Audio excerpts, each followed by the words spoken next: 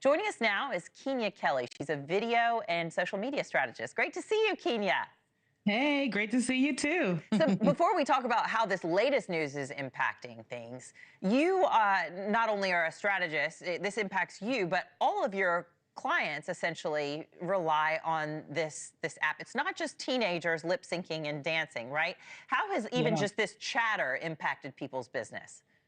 Yeah. So I know us personally, when they first were talking about this, we lost over $200,000 in revenue that we normally would get.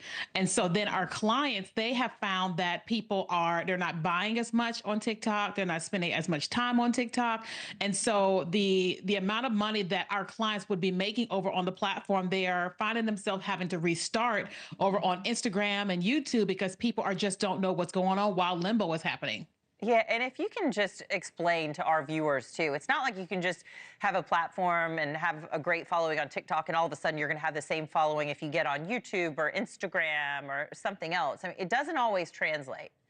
No, it does not. And the reason is because like each platform is its own thing. People love to spend the time where they spend their time. Like I spend a lot of time on TikTok, whereas my best friend spends all her time on YouTube. And so the Mhm. things that we want to experience are specific to each platform. So even if you have 1 million followers over on TikTok, that doesn't mean that 1 million people are going to come and follow you to another platform because it depends upon where they like to spend their time.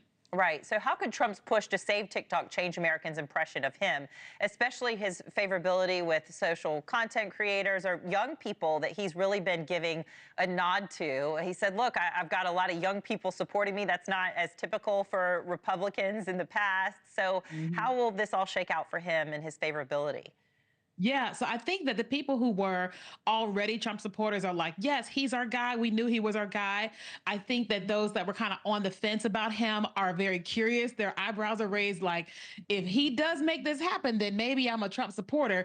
And then those that are anti-Trump, I'm hearing them say, oh, now he wants to be the savior. So I think that until we really find out what's happening and then there's a final decision, you've got people in the middle that are not sure and people that love him even more, and the others are like, I don't know. Yeah, yeah, for sure. And this is not a political segment that we're doing right now. This is just Right. what happens to content creators and business owners who rely on this platform. How have you been encouraging your followers, your customers to change course in case this does happen in just a few weeks? I mean, you got to get their email addresses. What other advice do you have? Yeah. So one of the things I've been telling them is that first of all, don't just up and run from the platform just because they're threatening to ban it. That I do that. I really feel like that President Trump he loves the platform because it really helped him with his election, with his getting back into office. That I don't think it's going to go anywhere. But in the meantime, that they need to be one finding out how they can download all their TikTok content, which there are ways to do that really quickly. Also, when you're downloading that content, get it without the watermark and start repurposing it. I'm telling them to take the same videos and place them on the other platforms. But more importantly, that they should be doing things on TikTok live stream because live stream, there's no restrictions and they should be driving people to their email list. So whether you are a content creator or you're a business owner, you don't want to just go from one platform to the next. You still want to have that control over being able to talk to your audience. And the only place where you have literal control, where it's no algorithm, nobody telling you what you can't do, is an email list. All right. Well, you've got an audience right now. What would you say to lawmakers and everybody who's trying to sort through this? Because I can imagine that even content creators and business owners who rely on this app, they don't want national security threats being caused by all of this. So, if you had their ear right now, what would you say to them?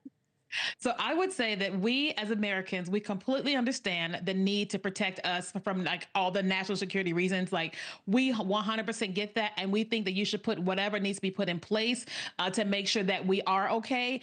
But we don't think that just banning an app is the way to make that happen because not only are you maybe protecting us against national security, but you're going to put millions and millions of creators and business owners into unemployment, into just very, very trying, financial situation, because it's like sometimes it's the content creator, but they have a team that they employ. And then you've got the business owner and they have a team that they employ. And so we already have some issues with employment and income already in the country. And then to just erase the app like that really puts a lot of people out of business, out of jobs, and just in a really bad financial place. Well, look, if the Chinese company would just divest, it would solve a lot of problems, wouldn't it? It really would. Keeney Kelly. I think it's a lot harder than what it sounds like. I think there's a lot going on with that. So, yeah. Yeah, they can't just wave a wand and do it, unfortunately. That would be nice. No, exactly. Thanks for watching. Go to joinnn.com to find News Nation on your screen. And don't forget to click the red subscribe button below to get more of News Nation's fact-driven, unbiased coverage.